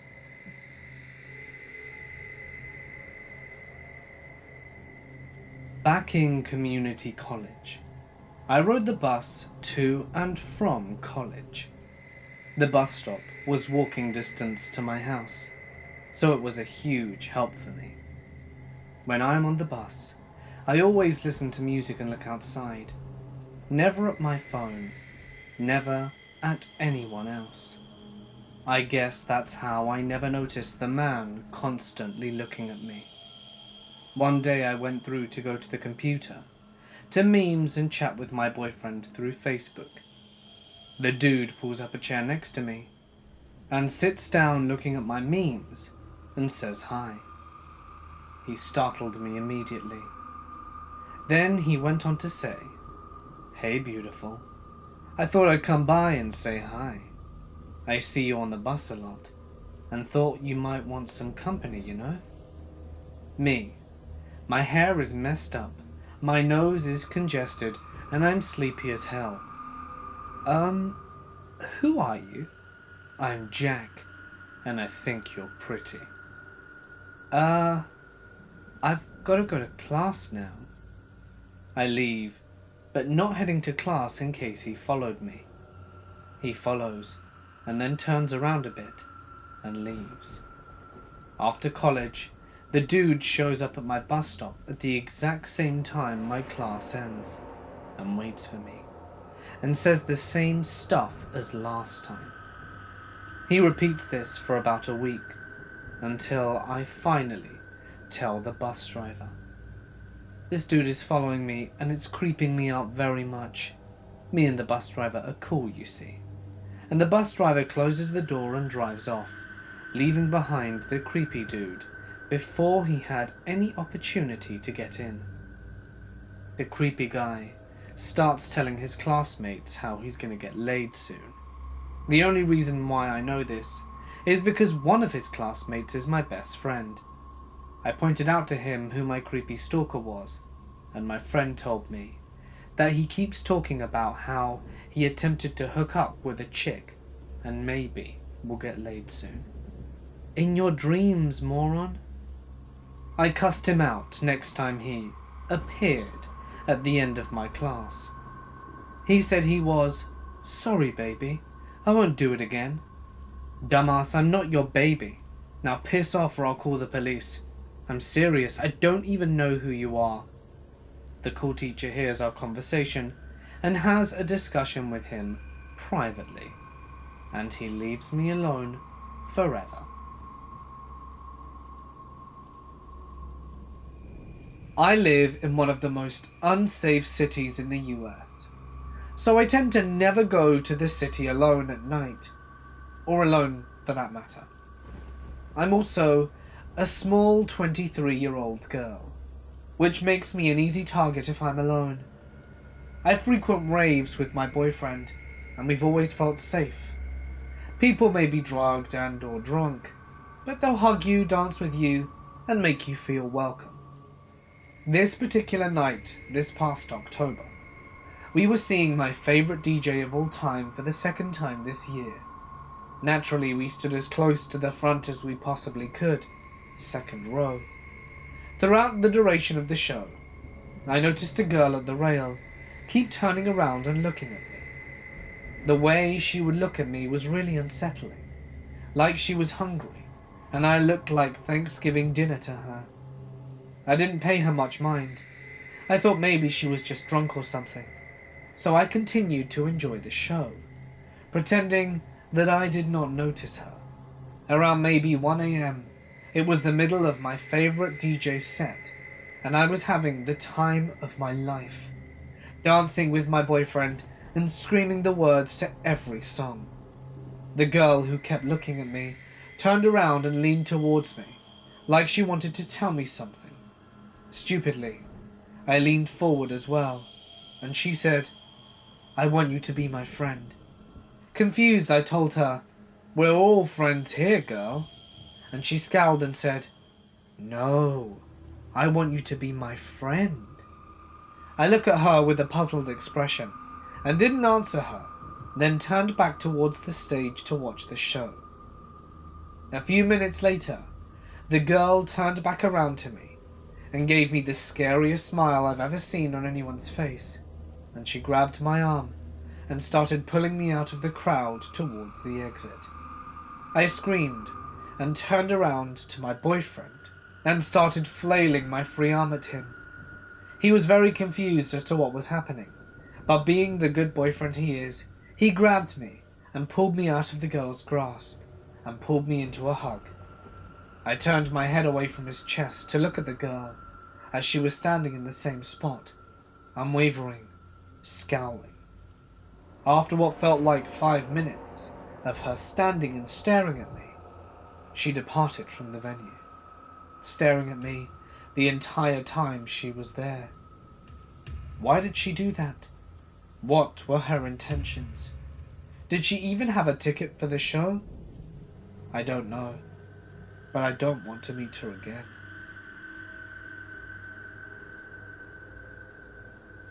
To preface, I am a 16-year-old male, and at the time this occurred, I lived in a small town in northeast Tennessee. At the time, I was living with my mother and sister, while my father was working overseas. This occurred a few years ago, when I was 13. My father, being a former police officer, always made sure we lived in the safest neighborhood with security cameras and alarms, especially since he couldn't be there with us. One night at around 9:30 p.m., my mother, sister and I were doing some spring cleaning throughout the house.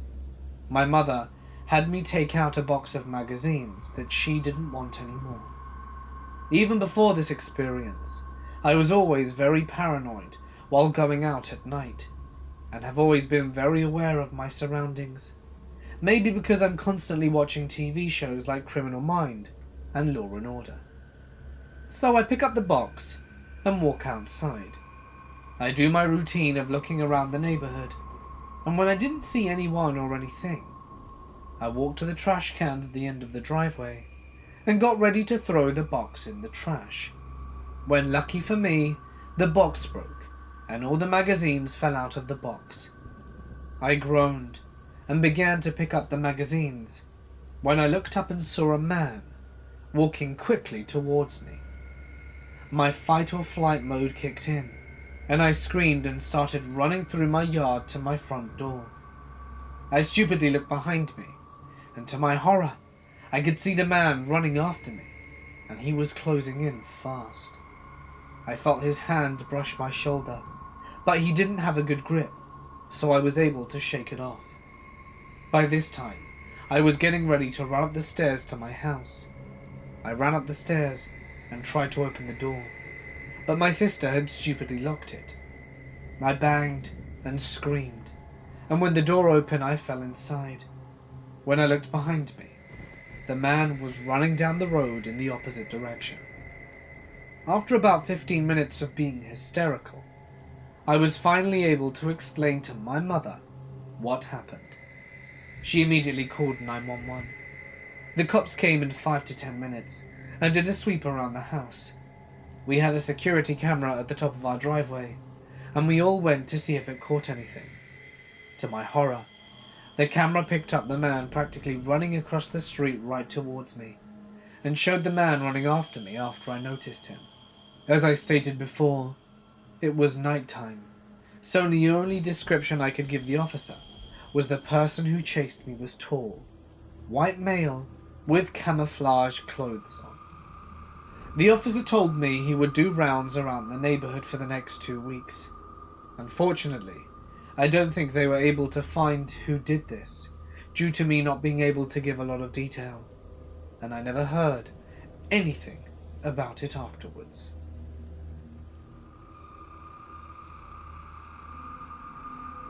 I remember this story that happened to me a long time ago, and it still scares me to this day. I was about 15 at the time. I'm a 22-year-old female now, and being young and dumb, I always snuck out at night to meet with friends. This time though, I was talking to a guy I didn't really know. I never met him in person, so I decided to meet with him at night at an elementary school, maybe 1.5 miles away from my house. I had no car or license at this time, so I walked. I ended up meeting with him for about an hour. I got pretty spooked and just ended up telling him that I was going to go back home because I was cold. He was very nice and offered to walk me back home, and I said no because he lived right next to the school and I figured I'd be fine. This is the creepy part. I took a different way home because I had been caught by the cops a handful of times and didn't want it to happen again. Let me paint a picture for you. I'm walking in a neighborhood on the sidewalk, houses on both sides of me, and cars parked everywhere. There was an RV parked almost 10 feet away from me at this point. All of a sudden, I hear this really loud music, and men being really loud behind me. I look back, and there's a little truck coming down the street, music loud as hell, with a driver, passenger, and about 3 men in the back of the truck. They looked like high school football players. They drive past, catcalling me, and right when I'm getting to the RV, so they now can't see me because of it. I then hear screeching of tires, and I knew I was in trouble. My vision at this point is starting to fade a little, because I was so scared I was out of my mind. The truck comes to a stop, and all I can think of is crawling under the RV. That's what I do. I see many feet running to where I was just standing on the other side of it. One guy says, "Where did she go?" My heart is literally about to pop out my chest. I'm holding my breath because I feel like they can hear me. Another one says, "Everyone shut up for a second." Then it's silent for what seems like hours, but was probably only a few seconds. Then the first guy says, "Get in the truck. She's probably in the next neighborhood." Then they run back to the truck, making random weird noises, and peel out. At this point I waste no time. I get out from underneath and bolt as fast as I can back to my house. Inside the window, close the door, and get to bed and start to cry. It's 4:30 a.m. now, and my dad will be up at 5, and I couldn't sleep at all. I never snuck out again. Thinking about it now, I'm not sure if they were drunk, or in their right mind. I honestly don't even want to know what would have happened if they'd have caught me. So I've been living in Paris for the last 8 months, and have felt relatively comfortable with my surroundings. I was coming home from a club on the first train that goes to my town. This is around 5:30 a.m. Note, I was quite drunk and tired and just wanted to sleep, and I was wearing clothes for going out. There was this guy on the platform who tried to talk to me. I walk over, trying to reach the next train car over but failed. There were 2 open seats left, so I sit in one of them, and he decides to sit in the one across from me. So he starts telling me, "I really want to marry you. I don't even want to do you or anything. I just want to be your one and only. Please, will you do the pleasure of becoming my wife?" As he's saying this, he is caressing my thigh. I am genuinely uncomfortable and try to sink down into my chair. I'm just like, "No, I'm not interested. I have a boyfriend," which is the truth.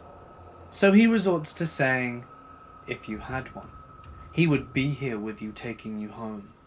Now, my boyfriend lives 5 hours away, close to the border between France, Germany, and Switzerland, so he could not be there. I explained to him, and he says that he's not a good boyfriend to leave me here. He then says that he's a nice guy and has money and can take care of me. I told him I wasn't interested. Then I get to my stop and he follows me out. After he begs for me to go back to his place, he continues talking to me and I start shivering because I didn't bring a jacket. He sees this and forcibly puts his jacket on me. He says that I'm not feeling well and that he'll walk me home, although I beg him not to. He tries to talk to other people to get him on his side. We reach this one lady who saw my discomfort on the train. We explain both of our sides to her for about 2 hours. I kid you not. She finally says, since you're not her boyfriend, you can't walk her home. I will. I was so thankful to her. We left, and she had to take her bus to work. I thought I was safe, but sadly no. So I start walking to my apartment. I live about 10 minutes away from the station, and I was about halfway there when I heard a whistle. I turned back, and lo and behold, it's the creep. He runs up to me and continues to say the same crap and begs for my number. He does all of this while he's caressing my face. I slap his hand and tell him if he doesn't stop, I'll hurt him. He continues, so I threaten to call the police. Only then does he scamper off.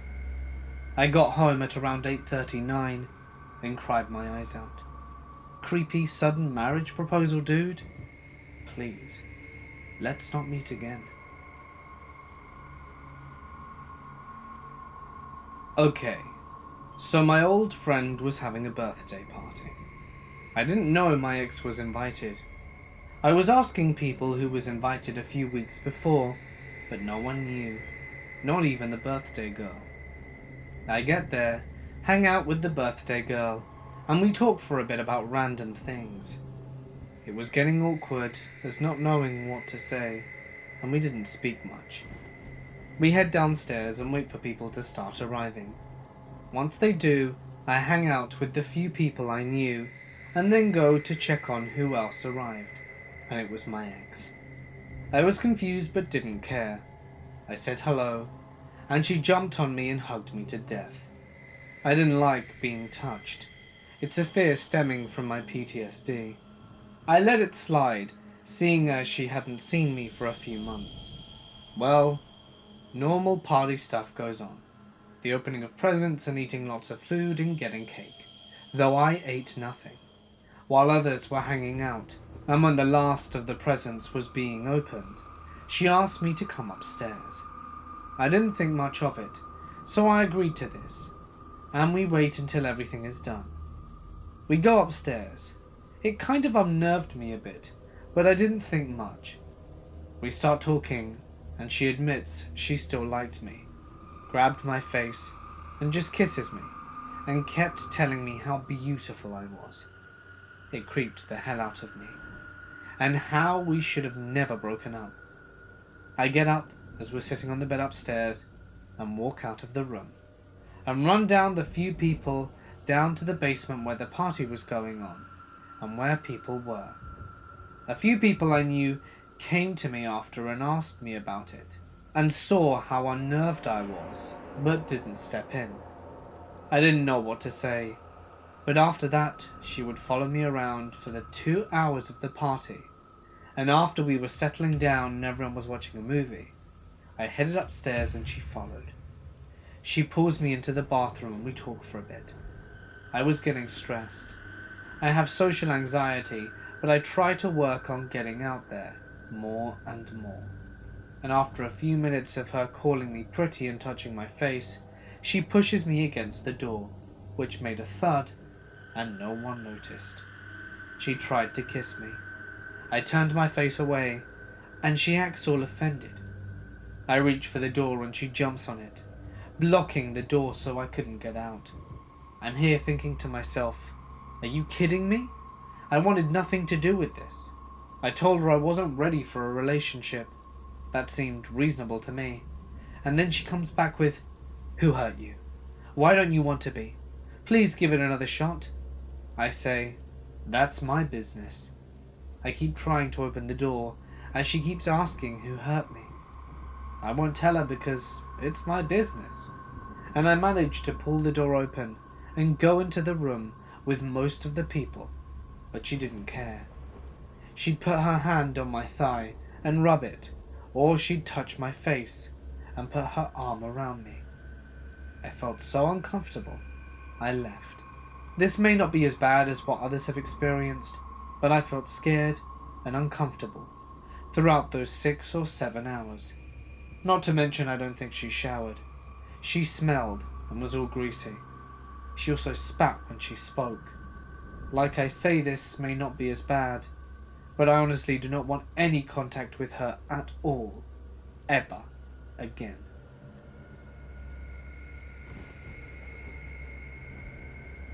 This happened a few summers ago, when I was living in Montreal. I lived in Mile End and worked in Plateau, two adjacent neighborhoods that were usually full of tourists, students, and people just hanging out.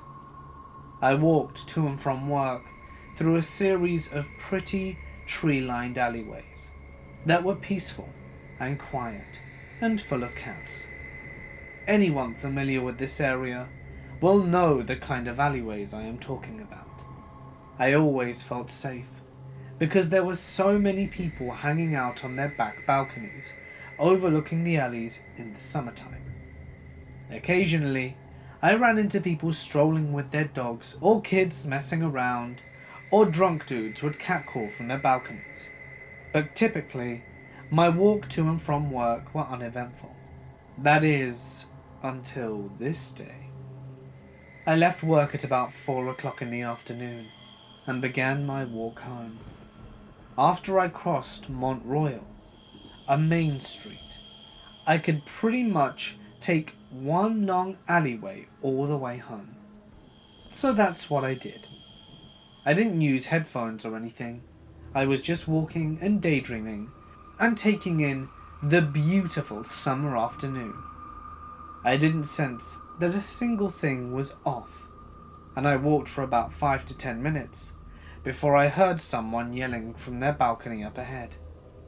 My French is pretty bad, and they were far up, so I didn't catch any specifics. I ignored it and kept walking, and 2 minutes later, this big guy comes bursting out of his back gate into the alley, talking hurriedly to me in French. When he realized that I'm Anglo, he switches to English and says quietly, "There's someone following you. He came into the alley behind you and has been ducking behind garages and garbage cans. We could see him from our porch." He points up to where his companion is still sitting, a few stories up on a small balcony, with a pretty good view of down the alleyway. I was hesitant and said that it must just be someone walking their dog or something, and that I hadn't seen or noticed anyone behind me. I really didn't know how to make any sense of the situation, but I thought he must be mistaken. The man shakes his head and yells down the alleyway, "Get the hell out of here," or something to that effect. But nothing interesting happens. Nobody appears. So he starts striding down the way I came, when all of a sudden a man stands up from where he was hiding, ducked behind the wall of someone's garage. He was skinny, had long brown scraggly hair, and a leather jacket on, even though it was about 30 Celsius outside. I made eye contact with him for a split second, before he took off running back down the alleyway, and he had these wild, angry eyes that still give me chills. The balcony Samaritan booked it after him, but the guy was gone just like that. We weren't sure what to do, or what we even could say to the police. So balcony Samaritan walked me onto Park Avenue, which is close to a main road, and I thanked him profusely for saving me from whatever the alley stalker had planned for me that afternoon. It still scares the crap out of me that I didn't sense a single thing was off, and didn't have a feeling of being watched. Nothing.